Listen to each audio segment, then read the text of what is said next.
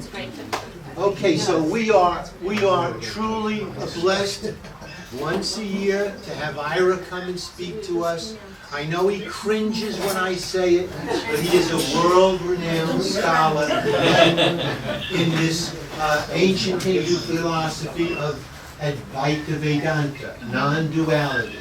And he's going to be talking in California at the Bhakti Fest, September 7th through 11th, talking about the fundamentals of Vedanta and its practical applications to devotion. And he's here fresh off of editing and publishing his guru's masterwork, and it is also called Steps to Self-Realization, as taught in the Bhagavad Gita. Excellent, excellent book for those of you who want to take a serious interest in this topic. And one more note, just to let you know, Sophia couldn't be with us tonight. She sends her love. She's got a bum ankle that's soon to be operated on, but she's here in spirit. And now, in a similar spirit of communion, will you all silence your cell phones? So, thanks Paul and Evelyn for once again allowing me to come and speak about the subject that I'm obsessed with. So, this type of subject is not really that easy of a subject. It's a little difficult to make it easy, especially for people that are not that familiar with the basic ideas. We all come here from out on the street, and we have so many other things going on in our lives that it's hard to focus even on this subject because it can seem rather arcane, removed from our ordinary life. And so, in order to remedy that, what we're going to do, what I'd like everyone to do, not mandatory if you don't want to, I find that if we chant one Om, you've all heard this word Om, right? And then just after the Om, we'll stay quiet for 5 seconds. Hopefully some people's minds, hopefully my mind, will get a little quieter, and then we'll begin to talk. So join me in this.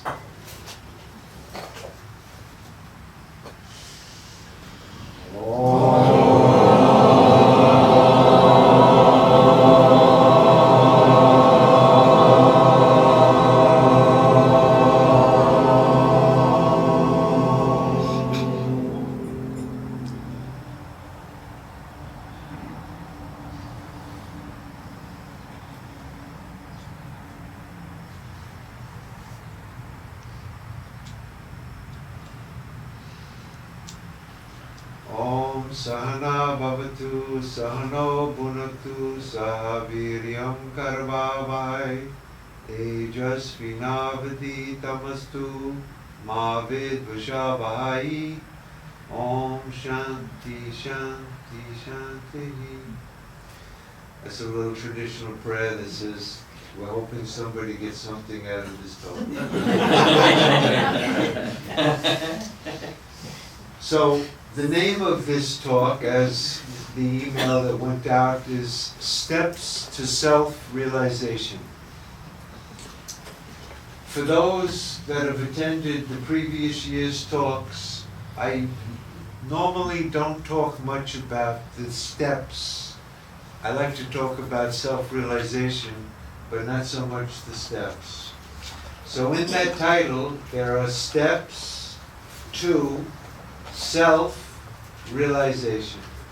So I think in order to make this somewhat understandable, let me just start with the basic concept, once again, of the self. It's a critical concept in this whole teaching.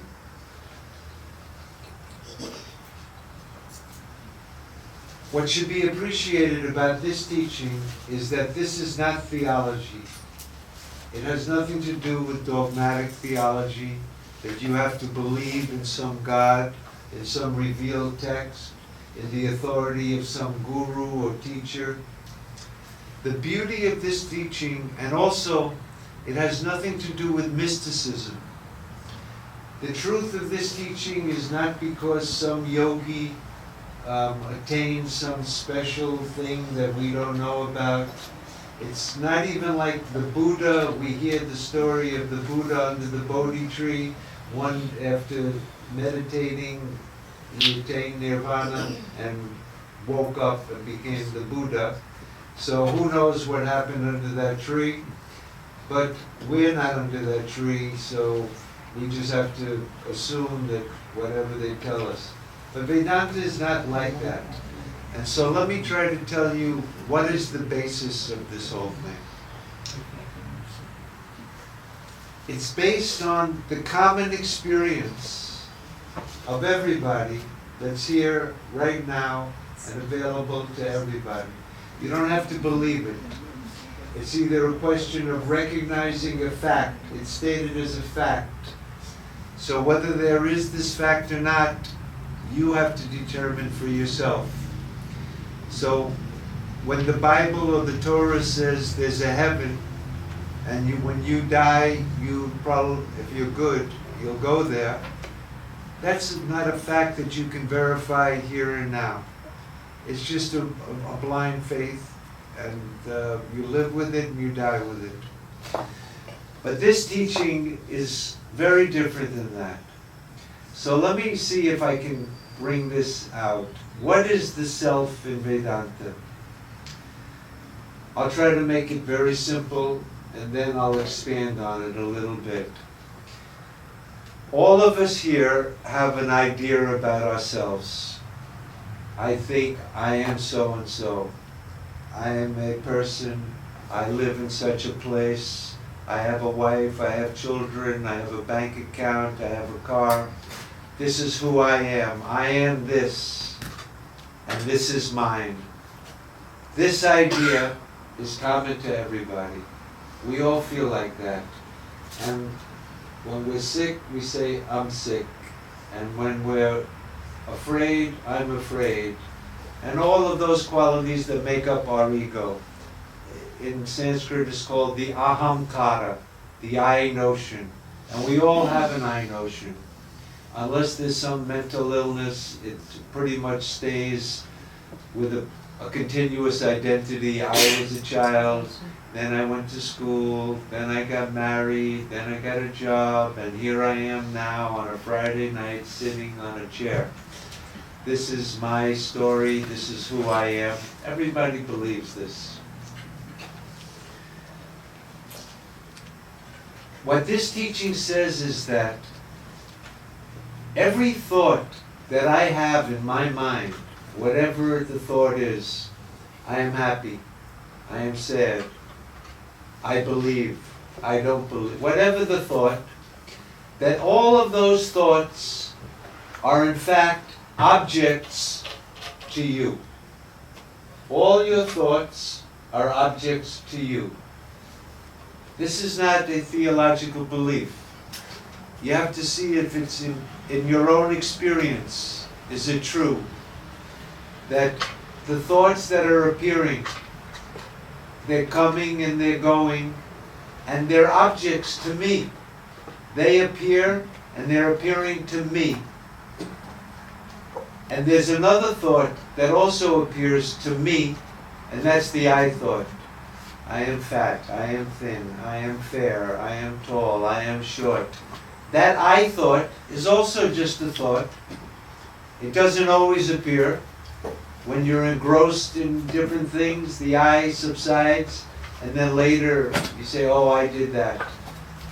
That thought is also an object to you.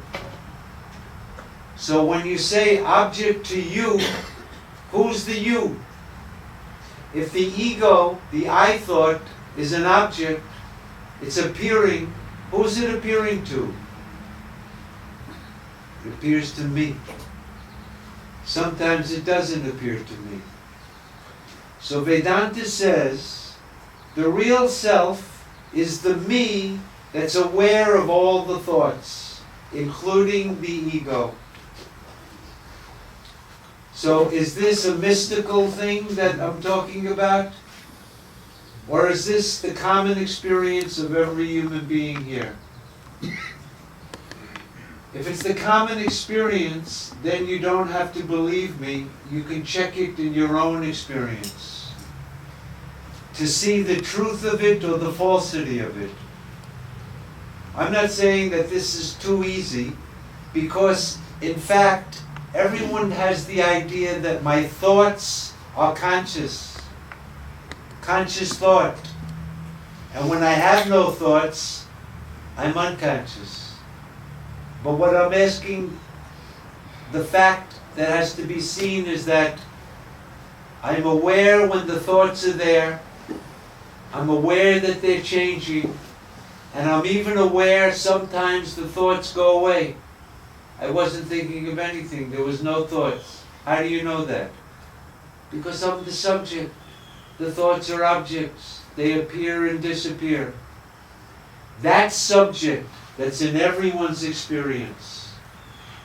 Everyone here, that's the claim. So you can tell the truth of it by examining your own experience right now. That's why it's not religion. It's not a belief in some God that exists somewhere in some heaven. The self is the witness of all of your thoughts, all of your perceptions, all of your conceptions. Stay with me. I want to take it just a little bit further. Not only am I the subject, the conscious subject that's aware of all my thoughts, including my ego thought. That also appears in this. And not only that, all my perceptions. My perception of the world is an object to me. I perceive that, I'm aware of it. I perceive that, I'm aware of it. The perceptions are changing, but me as the subject, that remains. So I'm the witness of the whole perception of the universe. Now, follow me one further step, because in order to realize who is this subject, the subject in me that's aware of all of these thoughts, including the Ira thought, the me thought. I'm also aware of my whole waking state. When I go like this, my whole waking state, what do I mean by that?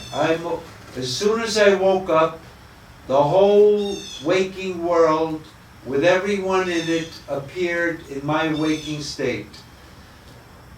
When we do it like this, now I'm the witness of the whole state. What's in that state? Time, space, causality, other people. But that's not all that's appearing. This is also part of the waking state. This body that came with the waking state, my senses, the mind, the ego, you have to throw that into the waking state too, because it wasn't appearing when the waking state wasn't appearing. So if you can see that the waking state appears to you, not just your thoughts, but the whole state, I'll make it easy. If you think about your experience of dream, then you can see clearly. The whole dream appeared. As soon as the dream started, there was the dream time, the dream space, the dream people. And I also, I was in the dream, and I'm talking to my friend, and I'm having a conversation, and I'm telling him there's a tiger over there, and we have to run now, it's going to be a problem. But that whole dream, with the time, the space, the causality, everyone knows is just appearing to me. I'm the only knower of the dream. My dream state in which that dream world was appearing to me. How about my waking state? Is that appearing to me? if the two states are appearing equally, just like the dream appears to me, as soon as the waking appears, what happens to the dream? It's sublated, it's canceled, it's falsified. Oh, it's just a dream. This is the real deal. The state that we're in is the state that we think is waking. In fact, to call that other state a dream is a prejudice of the waking point of view. Because when you're in the dream, it's waking. That's what I mean by a dream. At that time, you take it as real. It's all real for you as long as the dream is going. It's not until you wake up then you falsify. But if you look from the point of view of the subject, you'll see that just like the dream appeared and canceled the waking, and just as like when the waking came, the dream went. The states are canceling each other. Who's the one that knows that the states are coming and going, appearing and disappearing? They're appearing to me. That me is not the ego that appeared in the waking. It's not the ego that appeared in the dream.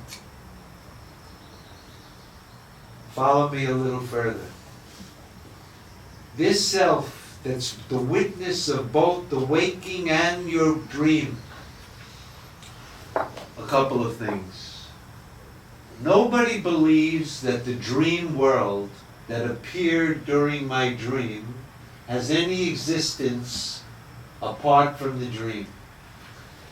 When I wake up, when the dream ends, that dream world comes to an end. Nobody thinks, oh, the dream world, my dream's over, but the dream tiger's still sitting there somewhere.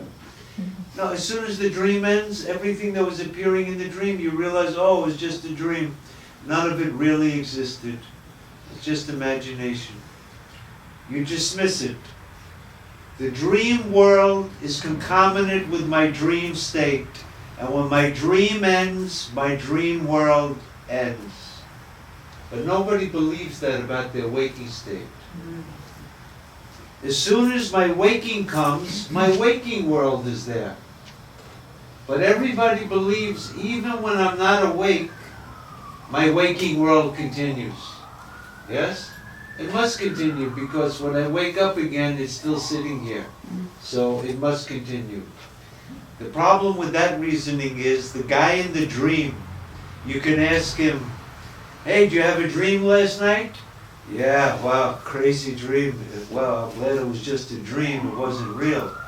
But this is real. But as soon as you wake up, you realize what you thought was waking was a dream. And what you thought was a dream was just a dream in a dream. Because a dream is something that appears and later gets sublated. This waking state does appear to you. And it does get sublated. Sublated means it goes away. It comes to an end. You continue because you're still there now seeing the dream. So now you as the witness of both of these states, look what happened. From a puny ego existing in a universe that's infinite with billions of galaxies, and we're on this little planet, and I'm just a little molecule, nothing. From this point of view, the whole universe exists in me. It appears in me. It can't exist without me. And even when it disappears, I'm unaffected. If I'm cut in the dream, when I wake up, I realize I wasn't cut. It was only a dream. If I'm cut here, if you can see that this waking and dream are exactly the same from the point of view of the subject, there's no difference. You only call it a dream because you're looking at it from this state. But really, from the dream, it's waking. And they're both false. What that means is the subject in you who's the witness of waking and dream is not in time. Time is in the waking. Time is in the dream. But I'm not in time. What does that mean? That the subject in me, my true self, that witnessing consciousness that sees both of these states, is not in time. What does that mean? It was never born. It doesn't get old. It doesn't get sick, and it doesn't die. Because you have to be in time to get old and get sick and die. But my nature is ever pure, ever free, ever the same, unchanging, beyond time. The other thing to notice, since I'm not in time or space, there can't be many. Myself, there's not many selves, because the self would have to be existing in time and space for them to be many selves. But I'm beyond time and space, so there's only one self. I'm that one reality that never changes. That's so when the dream appears, it can't appear without the light of my own self lighting it up. I'm the light of the dream. I'm the light of this waking state too. As I'm talking, hopefully you kind of introvert your mind and try to do what you see I'm trying to do here. And then you take that same perspective. This has nothing to do with, this is applicable to everybody, regardless of country, what do they say, caste, creed, sex, age. It applies, it's a universal applicable fact. So that everybody, if they're willing just to examine the fact of their own experience, they can come to understand exactly what's going on as I'm talking. If you're stuck in the waking, you'll never get this. You have to take the perspective of the subject in which the waking for a while appears to you, and then the dream appears. Once you have that perspective, now you're unattached. Nothing can affect you. There's no possibility of fear or desire or limitation in that subject. It's ever free, ever awake. When the waking state appears, you don't wake up. When the waking state goes, you don't go to sleep. Adi Buddha, awake from the beginning. You're always awake, you're always pure, you're always free. That's your eternal nature. That's the self. That's the self of this teaching. They call that self, in certain respects, God. Yourself, that inner light in you, is the God.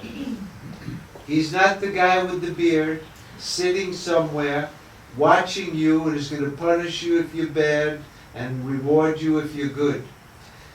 This God is the God that's the light in you. Think about it. When the dream appears to you, you're the light of that whole dream and the whole dream world. You're the only consciousness there. All the people that were appearing, do they have any consciousness? They're just objects in the dream. You're the only one that knows the whole dream. It's appearing to you. So you're the only knower of the whole dream. That means you're all-knowing. It's called omniscient with regard to the dream. With regard to the dream, everywhere you go in that dream, everywhere you look, everything that's happening has to happen in your consciousness. That means you're omnipresent. Omniscient, omnipresent. You can see in your own experience, at least with regards to the dream, you're the God of the dream. And all-powerful. Why is that? If my consciousness wasn't there, if I put it onto the waking, what happens to the dream? It can't exist for 1 second unless I'm there. Without me, the dream can't appear because it's appearing to me. If I'm gone, no dream. So I support the whole dream. Without me, there can be no dream world. That means I'm omnipotent, omniscient, omnipresent, omnipotent. It sounds like the theological God, yes? That God who's all-knowing, all-powerful, all-pervasive. You can see it in your own experience. In relation to the world, you could call that God. If there's a God, that's the God. He's never away from you because he's your own self. You probably have all, I don't know if all, but many people have heard this teaching, you are that, right? When they say you, they mean that witness in you. That witness in you is that. What do I have to do to become that? Nothing. How about if I stand on my head? Will I become that, more that? If I raise my chakras out of my pipic? Nothing, right? Any effort that I make to become that is actually a movement away. So I'm always that. Suppose I say, I believe it. I'm the witness of that thought. Suppose you say, no, I don't believe this. You're the witness of that. It's the one thing you can't think away. You can't think away the subject in you. I'm going to negate it, negate it, negate it, negate it, negate it. The very negation is because you're there. And when you're finished with the negation, it'll still be there. The hardest part to understand in all of this is, okay, I'm the witness of my dream. I'm the witness of my waking. But how about when there's no waking and no dream? Then I'm unconscious. Yes? Everyone says in deep sleep, I was unconscious. Where? What are you talking about? My conscious? Yes, I'm conscious of the waking when I'm awake. I'm conscious of the dream when I'm dreaming.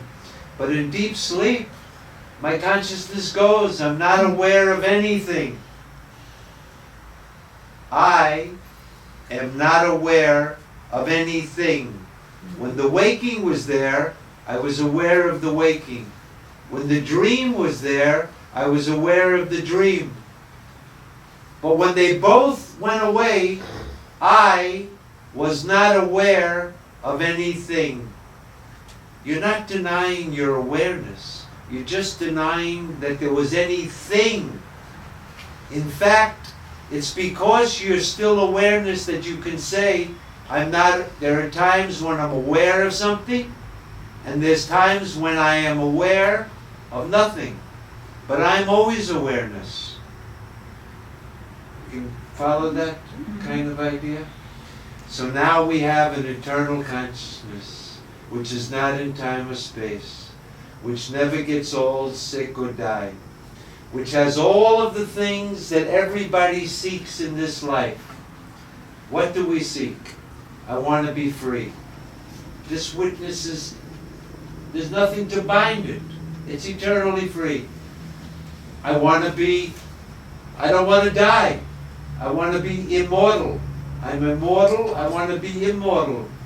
Sir, your true self was never born, it will never die.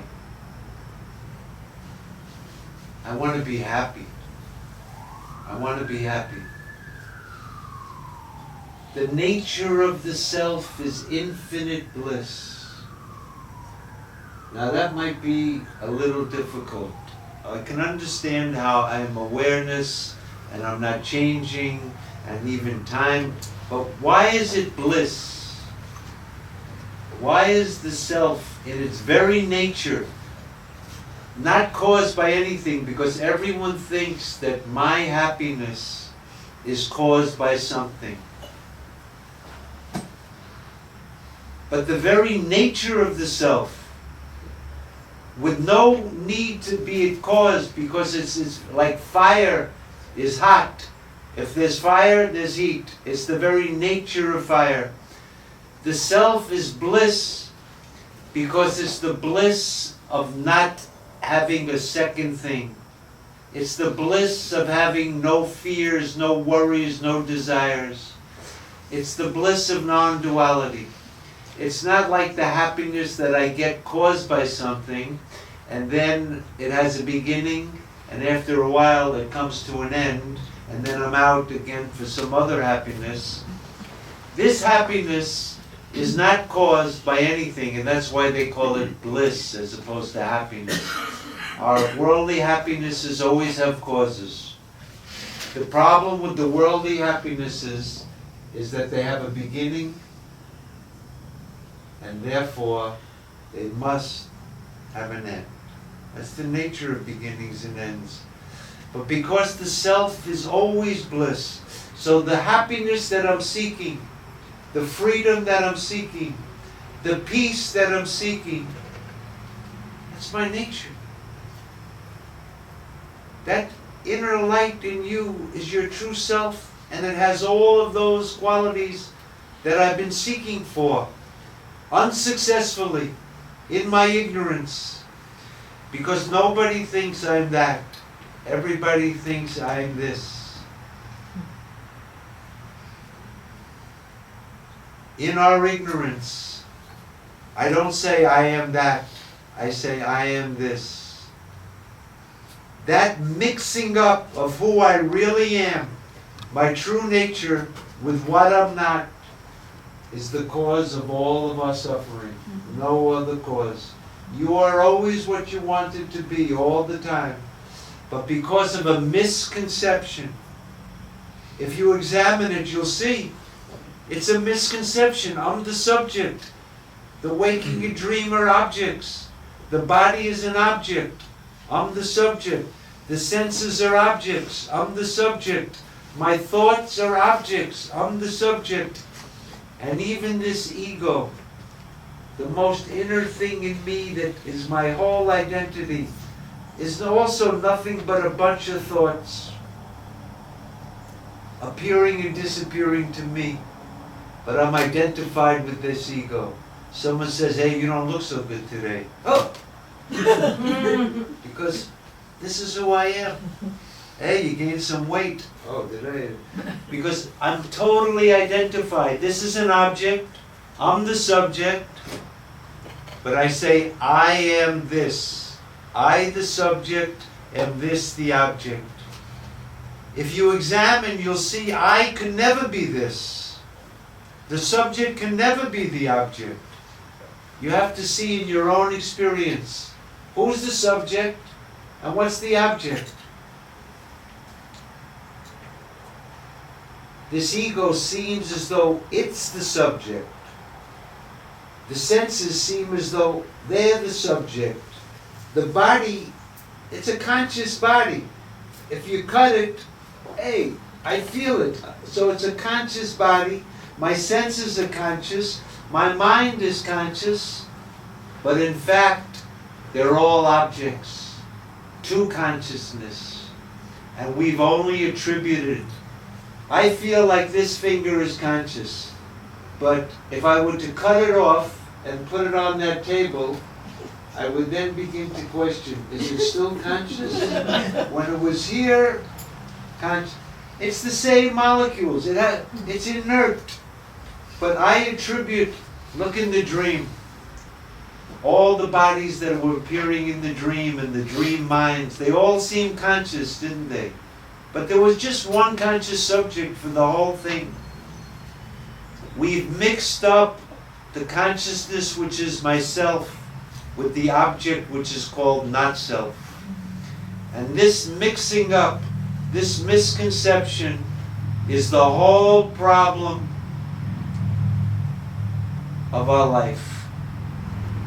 We don't know ourselves, we haven't realized ourselves, and we've mixed ourselves up with the not-self. This body appears in the waking. It doesn't appear in deep sleep. It can come and go. I'm still there, unchanged, but I'm identified with this body, and that's death. As soon as you're this body, you get cholesterol, you gotta do all sorts of things, eat healthy, and eventually the body goes. If I'm the body, I'm going. But if it's a mistake, if I'm the subject and the body's an object, it's appearing and disappearing in me. From that perspective, I can realize I've made a mistake and I don't know my true self. And when I know my true self, that's called self-realization. There's a tremendous benefit. All it was a misconception. But when I get rid of the misconception and I know myself as I really am, I realize that I'm immortal bliss. It puts an end to the idea that I'm a little person on a planet that's here for 70, 80, whatever years, and then I check out and the world continues. Now the world is an appearance in me. It has no existence apart from me. I'm the truth of the world. It can't exist without me. I pervade it. I'm the warp and woof of the whole thing. If somehow I could remove my consciousness, the world would go with it. So the real self in this teaching is the witness of your thoughts. It's never hidden. It's always there. Whatever you're doing, it has to be there. When you're perceiving, thinking, doubting, believing, disbelieving, it's the one thing that you can't doubt. Because to doubt means that you have to be there to know the doubt. Everything else you can doubt except yourself. It's indubitable. This subject in you, how do I know that I'm the subject? That the world is appearing to me? How do I know that? Because some textbook or some philosopher? Or is it my experience? Self-revealed, self-evident. It's self-established. That the thoughts are objects and I'm the subject. I don't need to ask anybody. Because whatever they say, if it's against my experience, I'm not going to believe them anyway. So if you check your experience, you'll see the fact of the matter. I am the subject, not the object. The objects are changing, appearing and disappearing. Who to whom? Is the ego an object, or is it really the subject like everyone thinks? Is the ego the subject? I. This I thought. Is that the subject? Or is there something in which the I thought appears? We've mixed up the subject with the object, and the I thought seems as though it's conscious. It's kind of like if I were to have a glass of milk, and I were to pour some water in the milk and mixed it up, and then I were to ask somebody, can you just take out the water for me? I want to drink the pure milk. How am I going to separate the water from the milk? They become like one. That this is me is like the water in the milk, even though water is not milk. Milk is not water. There's this beautiful story of a mythical swan. In Sanskrit, swan is Hamsa. And the word Pada means supreme. So they have this word Paramahamsa. You may have heard it. They're like gurus called Paramahamsa. The great swan. Why is he a great swan? The mythology said in ancient days there was a great swan that had a special type of beak. And with this beak, if you were to take milk and pour water into it, he was able to dive into this thing, pull out the water, and leave you with the pure milk. He was called a Paramahamsa. Even though normal people can't see that it looks like one thing, the Paramahamsa is able to do this. So there are gurus in India, they're called Paramahamsas. Why? Because even though the self and the not self, the subject and the object, are as different as light and darkness, they become mixed up just like milk and water. And it's not that easy to discriminate the subject from the object, because the object looks like the subject. I'm the subject. I exist from the tip of my toe to here. This is me. I'm the subject. I never take the position that I'm the subject and this is the object. From that point of view, the Paramahamsa is the one who can separate the subject from the object, like the mythical swan who can take the water out of the milk. You need a certain capacity to do this. So everybody knows what the self is now, yes? At least according to this teaching. So the full name of this talk is called Steps to Self-Realization. But why do we need any steps? First of all, you said I'm already that, right? And the second thing is, I was listening to you, sir, and I understand what you're saying. So I've realized myself. Thank you very much. What's the need for steps? I listened to this, and for a moment I checked my own experience. Sure enough, this guy is talking about my experience. I can validate this right here. Yeah, I'm the witness of my thoughts. I'm the witness of my waking and dream. I'm the witness of the disappearance of those states. Yeah, I can understand that. So I'm self-realized. Class dismissed. We can all set up our own ashrams now. No. So why is this insufficient? I was sitting in the lecture. The guy was talking. While he was talking, I kind of examined my own inner goings-on, and I could see, what he's saying is in accordance with my own experience. I don't have to believe him. If it's not my experience, I tell him, sir, no, I'm not the subject. My thoughts are the subject.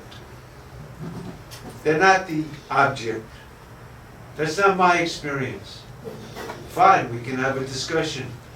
But for the people that say, yes, I realize I'm the subject and the thoughts are objects, even the ego is an object, I'm not the ego. So I've realized the self. So obviously this is not sufficient. Because what's going to happen is this talk will end shortly and everybody will get up and head out into the world. Boy, that was, okay. And we carry on. Same identification. Nothing changes much. I'll be back next year. That was very good talk. Thank you. Do you know the best restaurant in East Hampton? And this is how it goes. So this is why is this?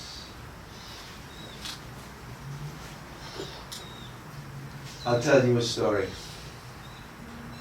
In India, they have these railway stations.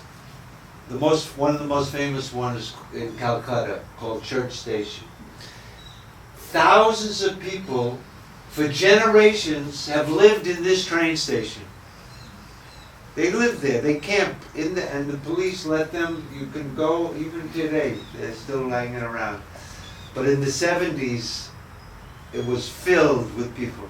Anyway, how do these people survive? They beg. They go out in the streets. foo, foo. So one way that they would beg would be they'd have a baby. They put the baby in the arm and they would give the baby opium. The baby would sleep.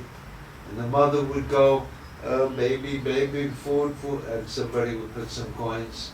And that's how they lived.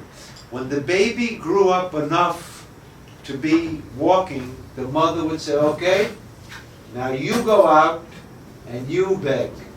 So now as a 2, 3-year-old, they start to learn, no sir, and they bring back the, so he's a born beggar. He begs all his life. He's now about 30 years old, still begging, has a family, and in the train station, and he's walking, and he walks, and he sees on the floor a lottery ticket. He picks up the lottery ticket, scratches it off, bingo, super jackpot, $10 million. For real, he won the $10 million lottery. Now he's a millionaire. He buys a beautiful house. He doesn't know how to drive because he was in the train station, so he hires a limo driver and buys a beautiful limousine, and he buys beautiful clothing, and he's sitting in the back of the limousine. He tells the guy, take me for a drive. And he's sitting there, he's got the window down, feeling wonderful about his good fortune. And as he's driving, somebody on the street yells out, free food! And immediately, this guy's hand went out. He's been begging for 30 years. It was, as soon as he hears free, and then he saw, oh my God, how did that, and he put back his hand, quite embarrassed about it. He knew he was a millionaire, but because of that beggarly mind, that old habit, habitual mind, that even when he knew that he was a millionaire, that old habit didn't go away. It's kind of like that. You come to a talk like this, you hear this thing, it's like hitting the jackpot. You may not realize it. This is the jackpot. All the others are, this is beyond the lottery. But anyway, we hear this teaching, but our beggarly minds, they're so filled with the old habits, the old ideas, we immediately go back to the same things. Because at this class, at best, you can intellectually appreciate what I'm talking about. But it's just an intellectual appreciation. It hasn't sunk deep into your experience. You hear about this, but to understand the magnitude of it, the beauty of it, the sublimity of it, the profundity of it, it takes a mind that is capable. Look, this witness in you, it's the most in. Can you see that? That everything else is kind of object, so it's the inner subject. It's the most in. It's the most pure. And it's the most subtle. In order to realize that, so that it sinks into your experience and not just attending a lecture for an hour and a half and then we go about our business, this is the bad news. You have to do something. That's why nobody likes this part of the talk. The first part is delicious. Wow, the guy put me down there. That's it. Oh, great. The bad part is that beggarly mind. Another example that they often give is, you know, a lake that's covered with moss. You take a rock, a little pebble, and you throw it in the middle. You know what happens? It opens up, and then you watch it. Slowly, slowly, slowly, slowly, it closes again. Yeah? This teaching is like that. If the teacher is halfway decent, and the student wants to understand, at the very time that they're listening, because it's a universal truth, the student can, oh, yeah, hey, oh. And that's kind of like that. But the mind is such that we lose it. You can't remain there. You can't stay there. You don't even want to. The ego has no use for this crap. The ego says, what's the benefit? Am I going to get laid? No. Am I going to make more money? No. More friends? More power? No. Then what's the benefit? What's the benefit? And all you can say is, the only benefit is that maybe, finally, you get rid of this son of a bitch who keeps asking, what's the benefit? What's the benefit?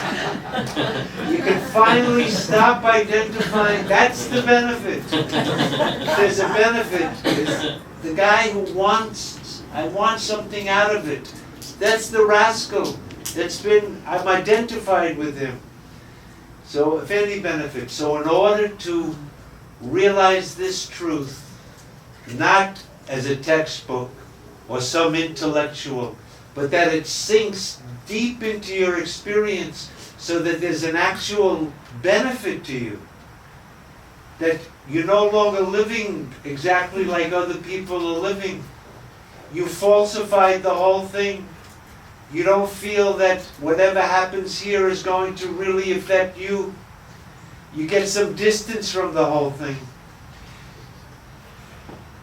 In order to do that, because this is the most the most subtle, the most pure, the mind, our minds have to be made like the self. We have to make our minds introvert, in. Because as long as the mind is looking out, there's none of this. Where's the witness? I can't. What color? What's the sound? What's the feel? The senses can't perceive it. And the senses are pointed out. So when the mind follows the senses, I see a beautiful Porsche. I want that Porsche. Now I start thinking about it. And then I wonder, what do I have to do to get that? Oh, it's a lot of money. I'll save up. Then I'll call. So now the mind is out, because that thing is going to bring me happiness. When I get it, it'll be great. So the extrovert mind that's always, and it's natural. It's not that there's something wrong with this. The natural tendency of the human mind is out. For survival, it has to be out. But as long as it's out, you can never notice this truth about that inside you there's a light, a subject, a true self that's always there, that's never hidden. But because the mind is extrovert, we never take note of it. The whole spiritual journey is nothing more than that. Taking the mind, turning it inwards, purifying it, and realizing that truth, not intellectually, but like a berry on the palm of your hand, as clear as that, with no possible doubt, that when the experiences become your very nature, it will have practical effects on how you live. You won't live like everybody else. You get cut, and someone else gets cut. Person goes, oh, I'm cut. Even the person that that this knowledge is firm, when they get cut, oh, I'm cut. But that person is able to falsify it. He knows that I'm not really cut. It's not just some problem that he pacifies it. He knows that he can't be cut. My nature is beyond being cut. I can't be burnt. I can't be torn. Because I'm ever the same. I'm the truth of the whole universe. So the whole, I always give this example, I'll say it again. Our minds are kind of like a restaurant kitchen door on the hinge. And generally, it's this way. But when you hear this teaching, the mind gets that, turns in. As I was talking, if anybody understood anything I was saying, you had to do that. You had to turn your mind a little in. Or else you would, what's he talking about? That's what I mean by introverting the mind and seeing what's the subject and what's the object. As long as the mind is extrovert. So we have to make the mind somewhat pure. All spiritual practice, so-called spiritual practice, is nothing more than getting the mind having the capacity to realize this fact. As long as the mind is extrovert, at best it'll just be an intellectual thing and it won't be of much benefit. It's only when this sinks deep into your experience. So, with that as a preface, I'm going to briefly go through what is the steps. You can do it, you don't have to do it, but this is, you can see the rationale behind it. Even though there's no steps, you're that already. But in our ignorance, and everyone here is thickly in ignorance, including the speaker, which is that I am this body. You don't start with I'm that. I'm this body. You begin with this. So if I'm this body, there's a thing about this body. The body is constantly doing activities. We're all doing stuff. In Sanskrit, that word is called karma. We're all doing actions. And as long as I'm identified with this, I can't stop doing actions. If somebody were to say, I can stop actions, I'll just sit in my chair, I'm not going to do anything. There, I stopped actions. Well, you can ask that person, is your blood circulating? Yeah, well, that's an action circulating. Having any thoughts occasionally?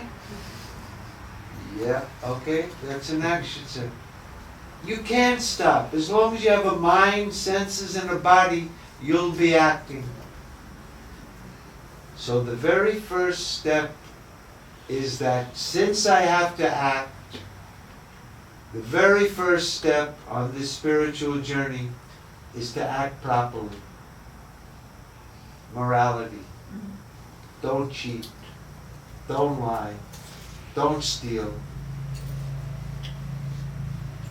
Things like humility. Things like lack of boastfulness. And one of the most important things is a lack of hypocrisy. Not putting a phony face to the world and having a private life that you don't want anyone to know. Being honest. These are not easy things. Try it. But that's the very beginning of the thing. You have to, in Sanskrit it's called dharma. Righteousness. Not cheating people. Not wanting to hurt people. Ahimsa. All of these basic qualities that you find in every tradition. It applies here also. That's the very beginning. Without that, you don't have a chance. So the very first thing in the Bhagavad, I don't like to quote the Bhagavad Gita because then it sounds like, oh, you got the Bible, the Torah, you got a holy book too. But the Gita is not a religious text. It in fact is a philosophical text with very practical advice for people that want to realize this truth. So the verse goes like this: Karmani eva adhikaraste ma paleshu kadachana ma karma palahetu bur. So what does that mean? As long as we're ignorant, we must act. Until I realize that I'm the self which never acts, I never do anything. As long as I'm identified with this, I must act. So now I want to act in a dharmic way, in a way that is conducive to this goal. That's the very beginning. You must act. But there's a kind of a hitch with the actions. Whenever I do an action, it's natural to want to get the result of that action. Yes? If I save up my money, then I can buy what I like. That'll be the fruit of saving. If I do this, I'll get this. That's called the karma pala, the fruit of my action. So the second step, I'm going through these obviously quite fast. The second step is that, yes, I'm going to do actions, but not like everyone else. Everyone else is doing to get the result. Here's what I'm going to do. I'm going to do whatever I have to do. You see, in the East, they had this concept of duty. We don't have that here. We're free. What duty? But there was an idea that in society, people had duty. So since here we don't really have a duty, we're free. Our duty is whatever our life has brought to us. If we're a wife, we have a duty to our husband. If we're a parent, we have duty to our children. If we have duty to earn a living, all of this is our responsibilities. Whatever we have to do, we do. But the second step is that I'm going to do whatever I have to do. But whatever happens, whatever the result, I'm not interested. I'll do whatever I have to do, and the result will be what it'll be, but I'm not doing it for that. I'm doing it as my duty, as my responsibility, as a father, as a person in society, as a scientist, as a whatever I'm doing. But I'll do it that whatever the fruit comes, it'll be fine. And the second part to this, remember that witness I told you in you? That's God. Remember I tried to tell you the witness is God. But as long as I'm this, then that God is the supreme being. So now I'm going to do all of my activities, since I can't stop doing. I'm of this body and I can't stop doing. I'm going to do my actions righteously. I'm going to lose my interest in the results of those actions. And I'm going to do those actions in the feeling that I'll do it as an offering to that witness in me, to that supreme being that resides in the hearts of me. You know, the self that's in me is the same self that's in you. There's no difference. In the Gita it says, Ekatma Sarva Bhuteshu, the one self in all beings. The witness in me and you is not different. Your thoughts are different, your upbringing is different, but the witness of those thoughts and the witness of my thoughts are different, but the witness is the same. That same witnessing consciousness, that God that dwells in the hearts of all beings, there He is, shining, waiting to be discovered, waiting to shine, to shed His grace on us, if we only turn to Him. So now, you see, it's starting to sound a little theological, right? But you can understand the theology here is that God is just that witness that's lighting up all my thoughts. So I'm going to do my actions, whatever my duty or responsibilities are. I got to earn money, so I'll do it. Or even if I have hobbies or talents or whatever, I'll do it. Whatever the result will be, I'm not. So if you do it like that, look how you immediately become different than ordinary people. When people are doing it for the result, sometimes the result comes and they're elated. Sometimes the result that they wanted doesn't come and they're dejected. But the person who's performing his activities without their eye on that, they get equanimity of mind. Because it's our attachment to the fruit of the work. And sometimes things happen not like I wanted them. But if you're not attached to that result, the mind will get some equanimity. That's the beginning of a pure mind. The second purity of the mind, because we said the mind has to become introvert, pure and subtle. When I'm not interested in the fruit and I've yoked, there's a Sanskrit word, everyone's heard it here, it's called yoga. You've heard the word yoga. The root, the Sanskrit root for the word yoga is yuj. What it means is to join. Yoga means to join. When I've joined my mind to that inner light inside of me, that's the real yoga. It has nothing to do with putting your head behind your ear. That yoga is no yoga at all, in fact, because it tends to increase our identification with this body.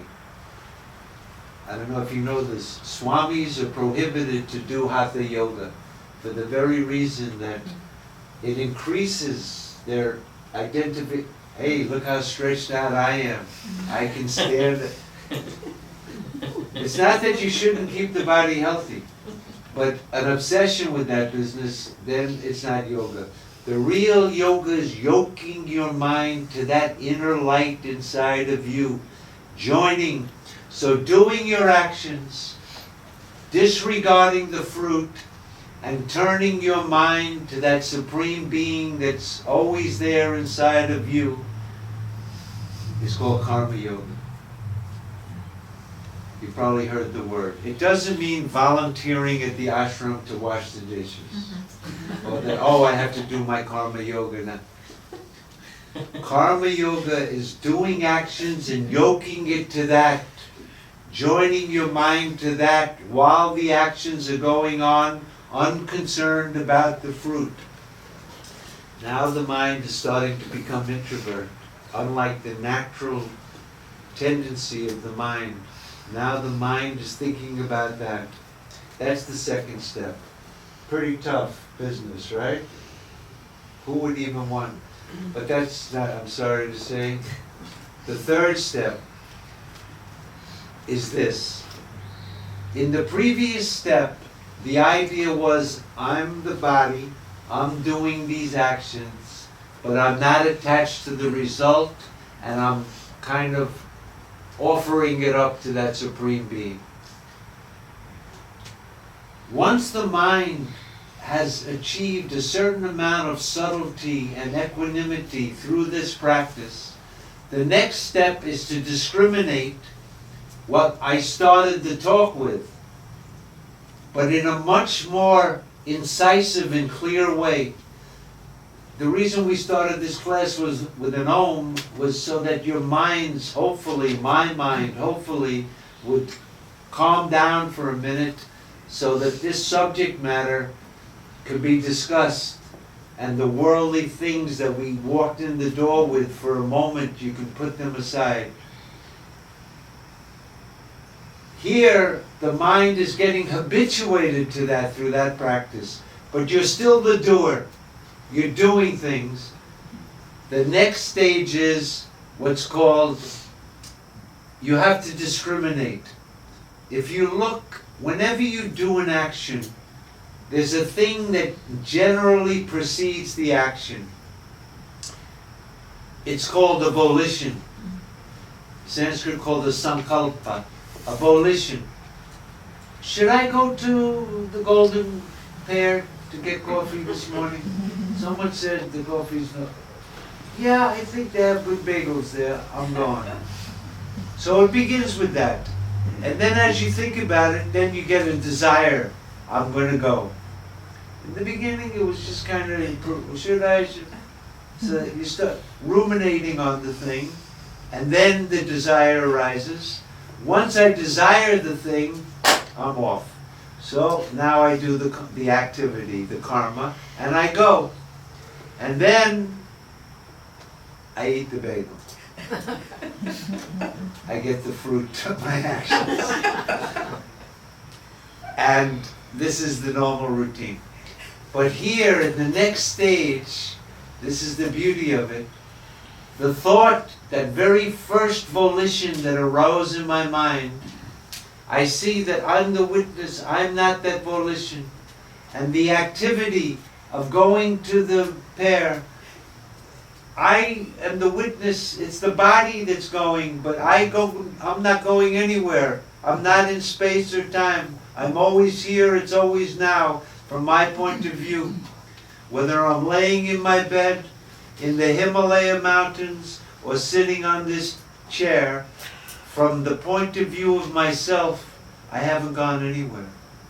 I am always here, always the same.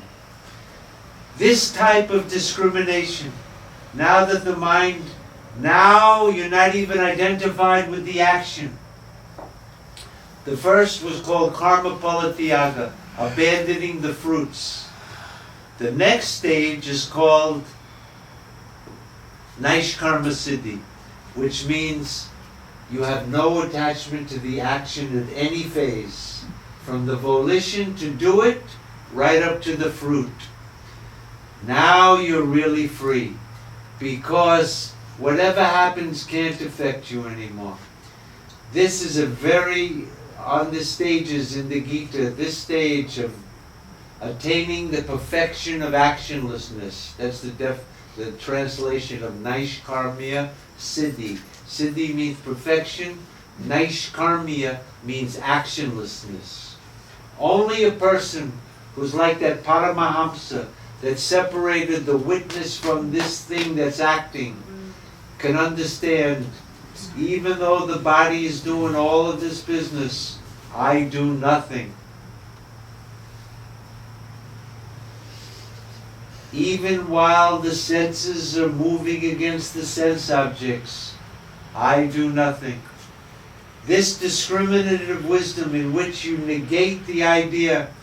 In the Gita there's a famous verse, it says, Karmani eva adhikaraste ma paleshu. Even though engaged in actions, he would think, I do nothing. That's the third stage. You're no longer an agent, because it's the body that's acting, it's the mind that's acting, it's the ego that's acting. I am the witness that never acts. This discriminative wisdom about the self, over and over, falsifying the whole thing. I'm the witness, whatever is appearing is just going on, but I'm unaffected by it. That's called, from the point of view of karma, it's called the state of actionlessness. You realize the self that never acts. Even while all the activities are going on, I do nothing. From the point of view of action, it's called actionlessness. From the point of view of wisdom, it's called jnana-nishta. That person who's established in that wisdom about the self, that it never does any action. It's not in time. It's achala, unchanging. Avikara, never transforming itself. It has no parts. It can't, like, only if it had parts it could do something. There's no parts in it. This person, from the point of view of knowledge, is called the jnana-nishta. His mind is rooted in this thing. From the point of view of action, he's attained the state of actionlessness. And from the point of view of devotion, that mind, which is totally rooted in that, focused on that, obsessed with that, realizing that that's the only refuge. Nobody gets out of here alive. This is the only chance. I am that which never was born. I am immortal bliss. Being devoted to that, wanting that, seeing that there's nothing higher than that, That's called bhakti. So from the point of view of emotion, that the heart and the mind has fallen in love with that. From the point of view of knowledge, that knowledge, he's established in that. From the point of view of action, he's attained actionlessness. That person who is now at that stage of sadhana, spiritual practice, he's the one who, when the teacher says to him, "You are that," he doesn't walk out of the class the same. He's the one who can realize this deep in his own experience. It's not just an intellectual game or a concept or something that he's memorized. It's as clear as the berry on the palm of your hand. It's indubitable. You can't even, the conviction about it. When you're at that stage, then the final teaching. You are that. You don't even know that. Because you're not a knower. It's the mind that knows things. You are infinite bliss. Sat Chit Ananda. Existence beyond time and space. Consciousness bereft of all objects. And bliss not caused by anything. These type of practices, losing our interest in the fruit, turning our minds towards that, eventually through discrimination, rejecting the whole idea that I even do anything, getting yourself established in that knowledge. How do you get yourself established in that knowledge? You have to think about it. You have to listen to it. Of course, the very best way to get this knowledge is to be with somebody who's very established in it. Because what they do is two things.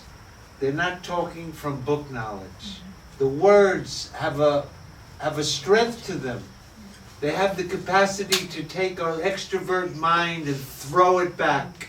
When that person who's talking from his own experience, not book knowledge, where to him it's so clear, it's so obvious, so there's a conviction behind it, there's a force, and then you can verify that. So the best thing is to have a teacher. Other than that, there are books.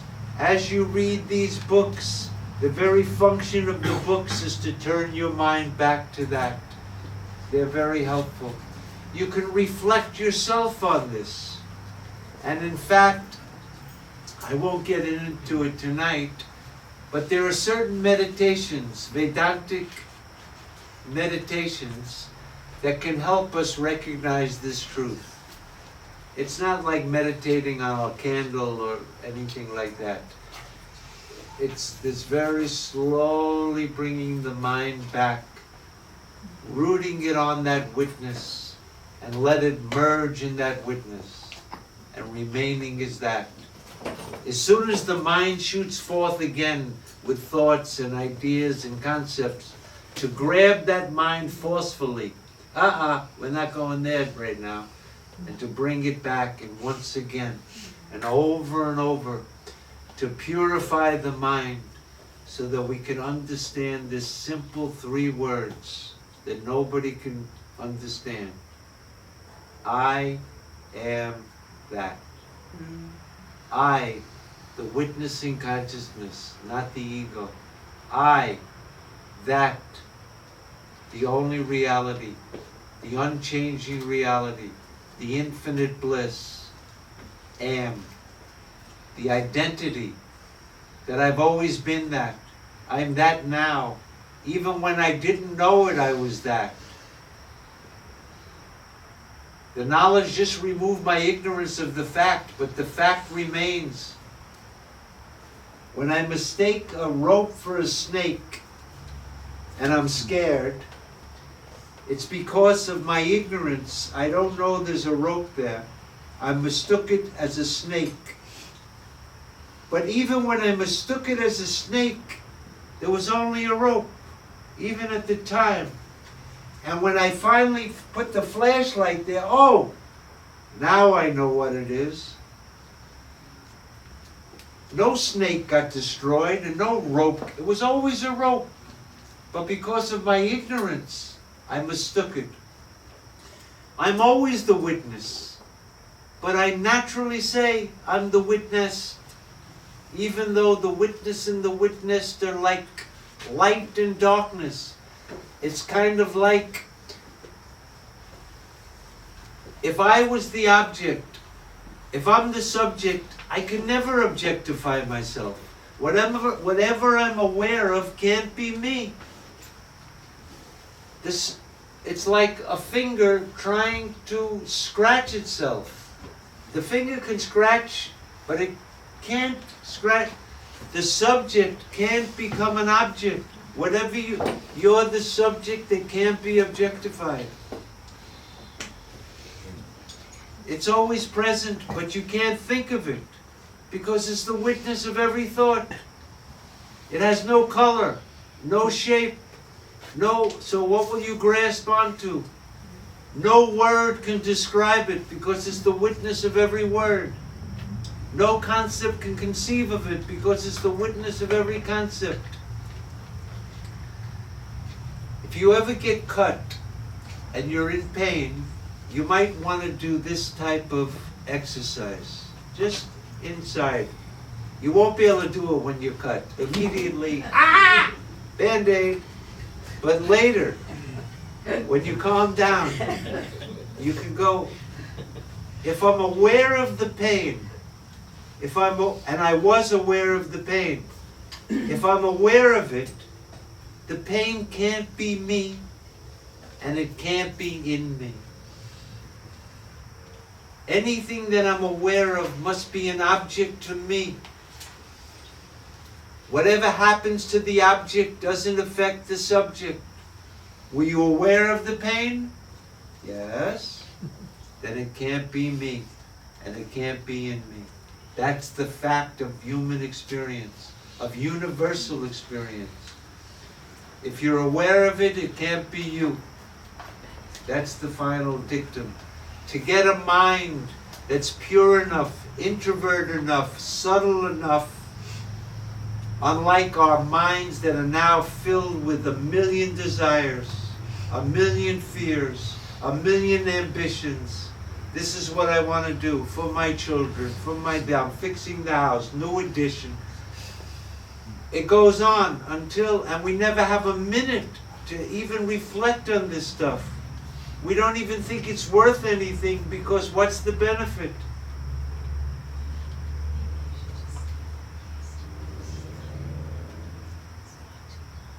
So the practical part of this is that if you really want to make this, if you kind of have an intuition, yeah, I think then the mind more and more has to get a taste for it.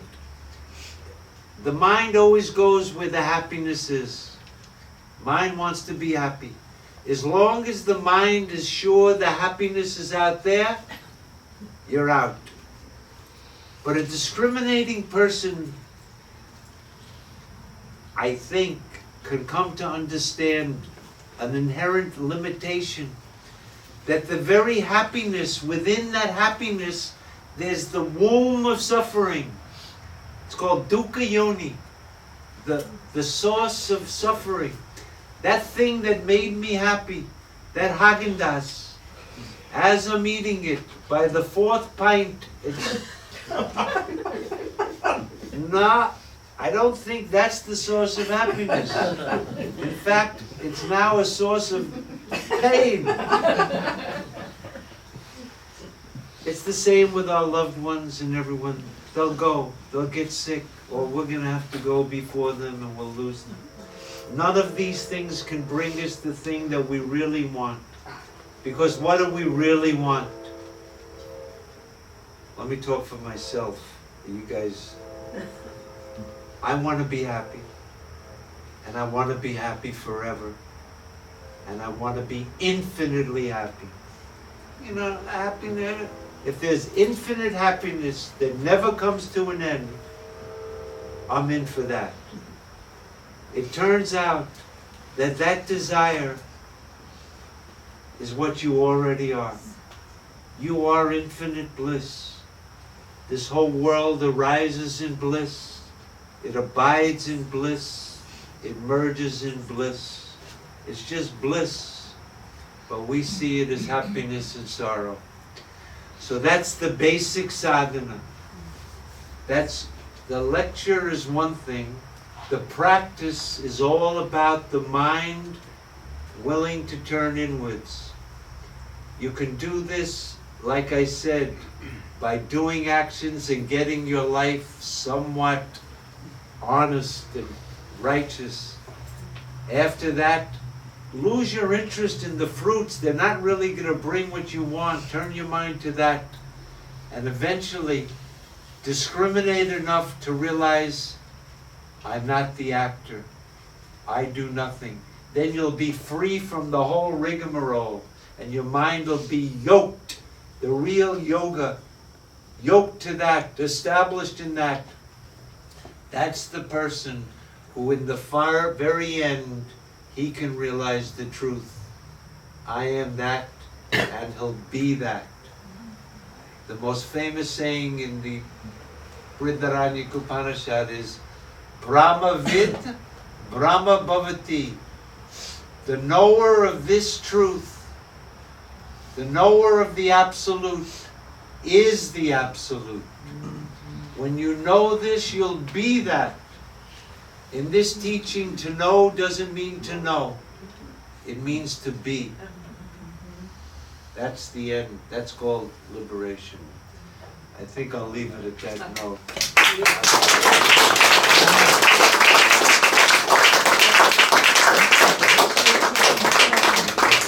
We'll do some questions? Okay. Take more. So let's do a couple of minutes if anybody has a question or two. I'm sure that's in my, yeah.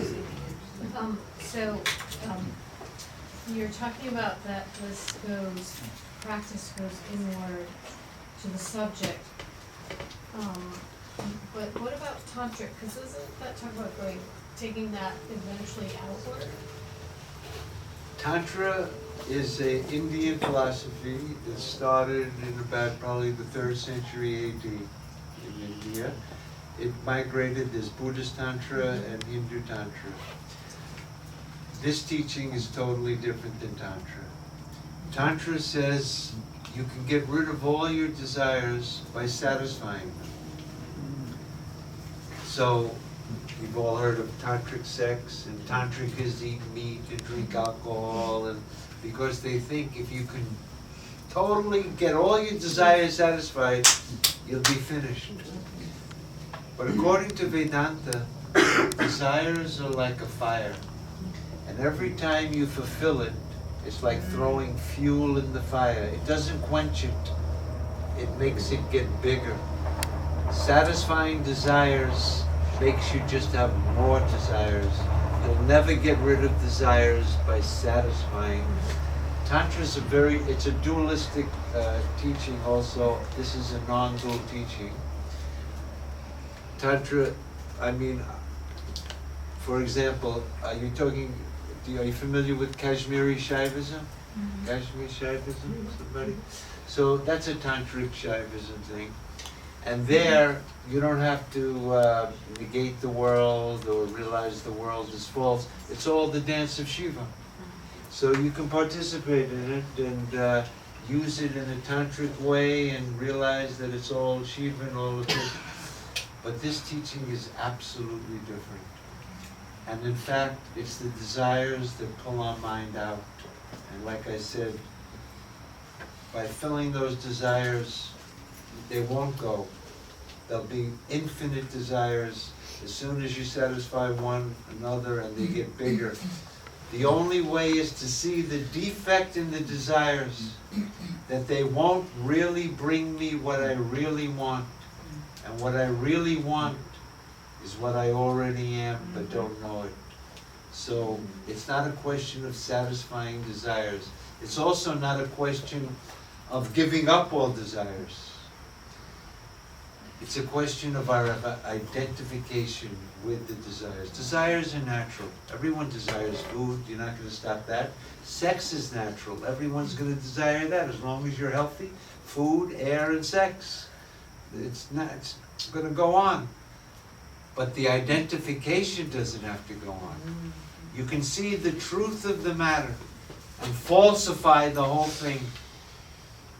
Once you've taken your stand there, you can make this like a dream. And once it's like a dream, you're freed from it. As long as you think it's real, the desire for that thing is going to be more and more. Question? I don't have a question. Oh! Sneaking up on me. Yes, Not yes, at all. yes. So when we try to discriminate, there appears, at least with me, a narrative that goes in my mind. Back and forth discussion. What's the true discussion? Which is the voice that one listens to? And secondly, you said about us being the light on the as far as the dream world, and in the old analogy of the movie screen in the movie, once the movie's over, the screen remains. How does that play? Is the screen self-illuminating? Am I the screen showing it all? In that analogy, the screen is the witness. Whatever appearing on that screen is the witness. Whatever appears doesn't affect the screen. When the images go, the screen is still there, exactly the same. So with that as the illustration, the thing that's being illustrated is that your true self is unaffected by whatever appears. Just like those images can't exist without the screen, the appearances can't exist without you as the light lighting up those. Every appearance means what? It's appearing to what? To who? To me. I'm the light that lights up the appearances. The first question, this inner dialogue that you're having, what's this guy talking about? It seems to make sense. I don't make sense. What is that? Obviously, that's not yourself. The witness that's witnessing all of that inner talk is different than that. It's the mind that has all the questions and all the answers and wants more questions and has doubts. But the witness of all of the inner talk, see, that's the thing. We have to see, is this some kind of hocus pocus, woo-woo, or is there really a witness in me? It's not to be believed. So if it is validated or verified, if the person says, yes, I can see that all of that talk inside, I don't believe this crap. Oh, this is interesting. All of that is just the mind going about its business, and in no way affects the subject, which is the witness of the mind. Everybody thinks the mind is conscious, but in this teaching, the mind is as much as an object as the object outside. They're both inert, they both appear and disappear, and they both have no existence apart from you, but they're not you. So that inner talk, of course, is the mind, not the self. And the analogy is correct. In that illustration, you can take the witness as the screen and everything that's appearing. That means waking and dream. And what we call deep sleep is the screen with no images. The screen doesn't go, just the images go.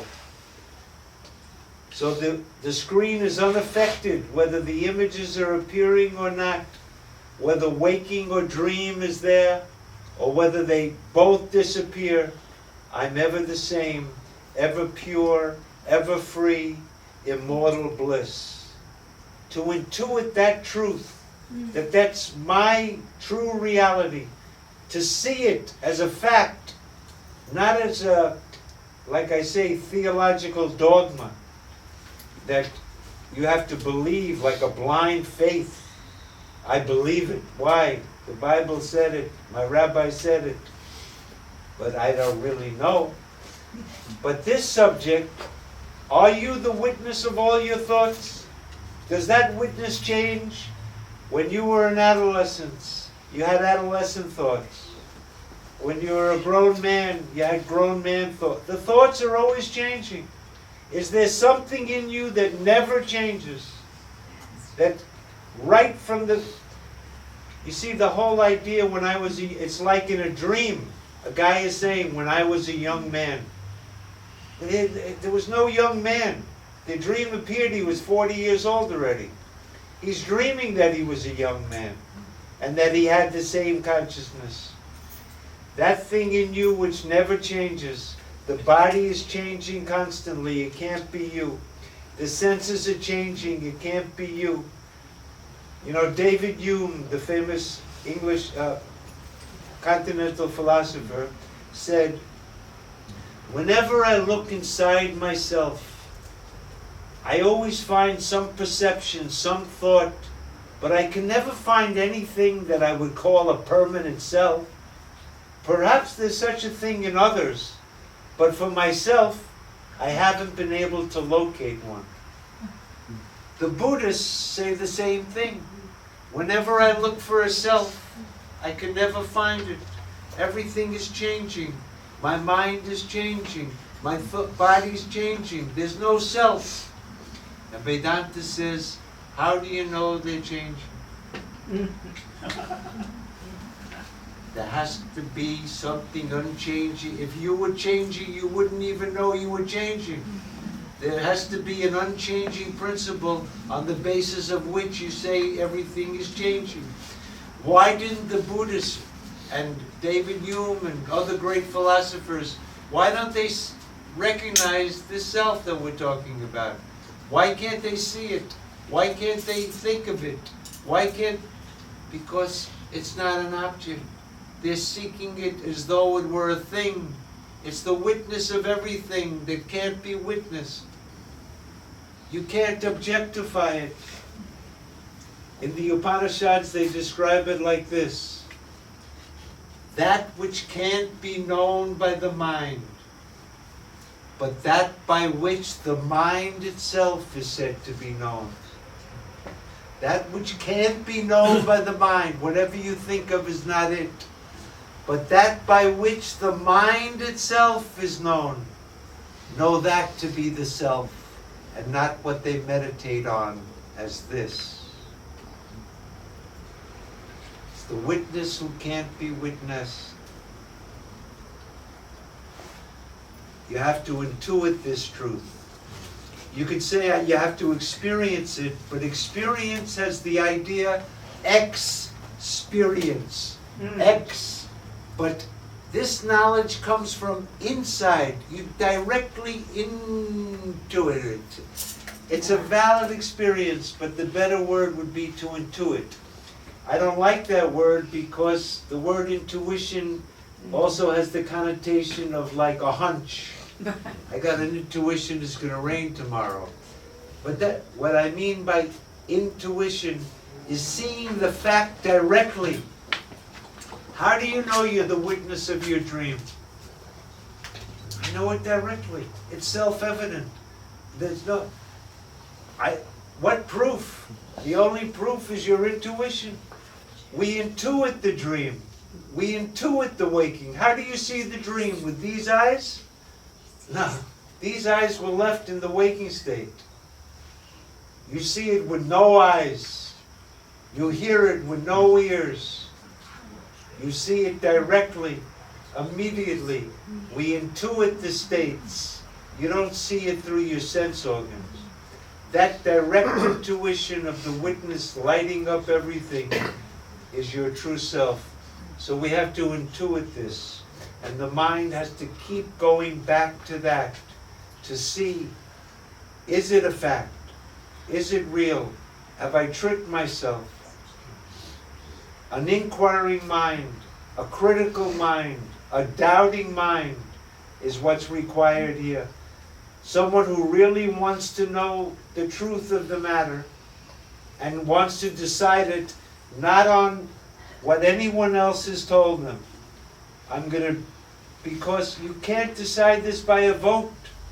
If 10 people say there's a witness and 100 say there isn't, how will you know? It's kind of like touching a fire. When you put your finger in the fire, you know it's hot. If some logician comes and says, I'll prove to you the fire is cold, you can tell him, save your breath, sir, because whatever you say, you can't contradict my own experience. So that's the criteria of this teaching. You have to see, is it your experience? And if it is, how did I miss it? If it's always there with every thought, how did I miss it? These are things that this is the spiritual quest, the spiritual inquiry. This turning in and seeing the fact of the matter. I hope I addressed some of your questions. Sir. So if I witness myself detaching myself from my body self, from my experiences, from my emotions, then I'm not the witness, because witnessing just happens. The meta-awareness happens. There's kind of and then I'm detached from that meta-awareness. There's kind of an infinite regression. And how do I detach myself from craving for bliss? 2 points. Yes. You know, like I said, in this teaching, you're the witness, right? And whatever is appearing is the witness, and you're not that. You're the witness, not the witness. So when you say this, that this is an ancient teaching, when you say it to Buddhists, the Buddhists go, all right, let's just say there is a witness. They say there's no witness, you know, because here's what they say. And then you think about it. The Buddhists say this: the thoughts don't need a witness. The thoughts know themselves. The thoughts are self-conscious. They don't need a witness to know them. The thoughts know themselves. It's called in Sanskrit svasamvedanam. The thoughts know themselves. You Vedantin guys, you postulated something that is unverifiable, unexperienceable. Only you guys talk about it. And we don't need it. The thoughts know themselves. And furthermore, sir, if you say you need a witness to know the thoughts, then you'll need another witness to know that witness. And you'll need another witness and you'll wind up with a regress ad infinitum.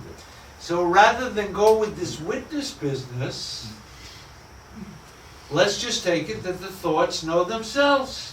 The thoughts are conscious. It's a conscious mind, and it's constantly changing. But they know, the mind knows itself. So, what's the answer?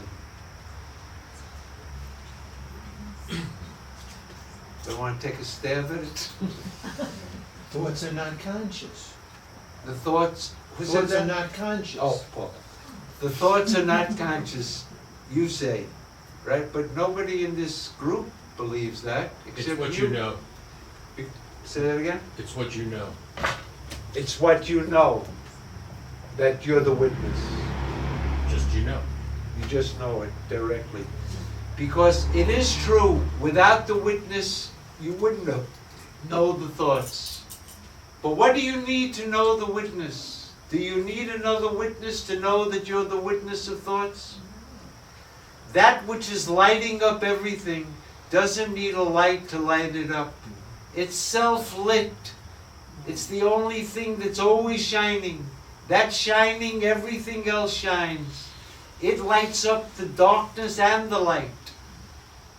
It doesn't need anything to light it up. That witness in you is self-revealed, self-evident, self-manifest. That I'm the witness of my thoughts is a self-evident fact of everyone's experience. If you say, no, the thoughts know themselves. Oh, Does the thought know when it's gone?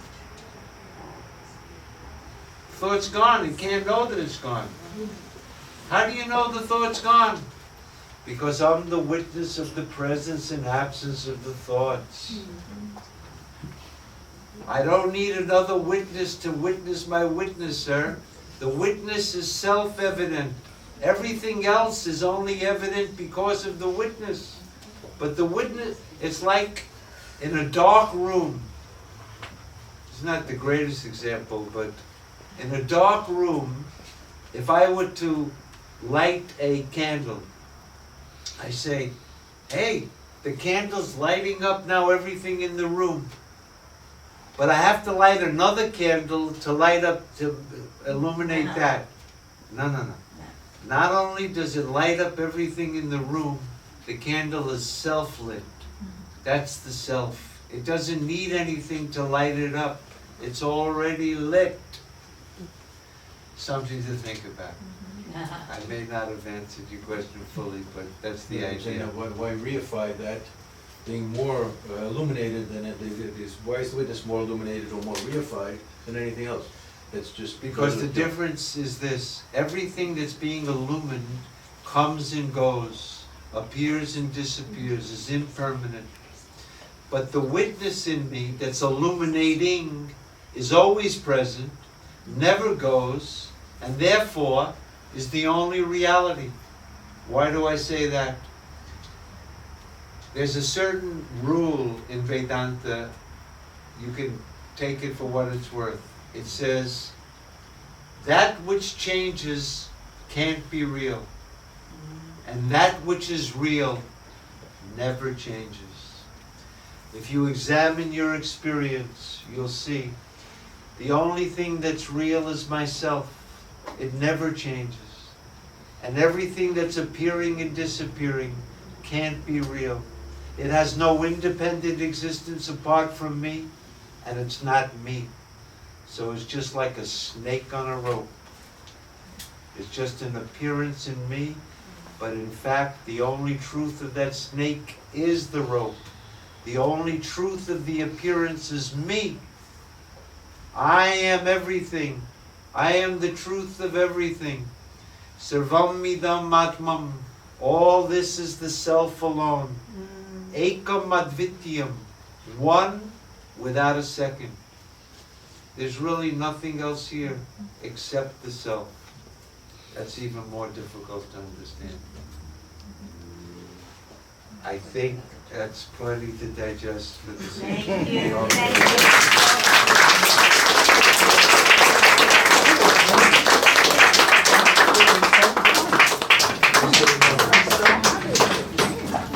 That was